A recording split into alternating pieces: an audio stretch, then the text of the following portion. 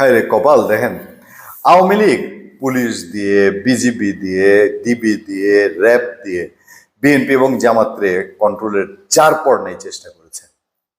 লাভ কি হয়েছে? এখন আওয়ামী লীগ কিছু ঝটিকা মিছিল করছে, ঝটিকা মিছিল। এটা যদি আমি নেগেটিভ অর্থে বলি, মানে তাচ্ছিল্যের সুরে বলি, আওয়ামী লীগ কিছু খুচরা খাচরা মিছিল করছে।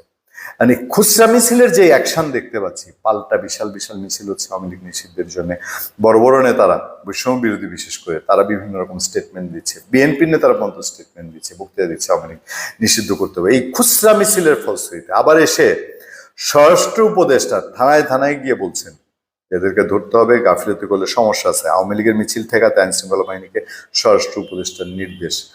পুলিশ বলছে ছাত্রলীগ ও তার সমমনা সংগঠনগুলো কি আইন শৃঙ্খলা পরিস্থিতি এই সেই করতে চাচ্ছে। তো এই যদি হয়, তো আওয়ামী লীগ যেভাবে করেছিল ঠিক একই পন্থায় এখন আওয়ামী লীগকে দাবড়ানোর চেষ্টা করছেন। আওয়ামী লীগ তো ব্যর্থ হয়েছিল।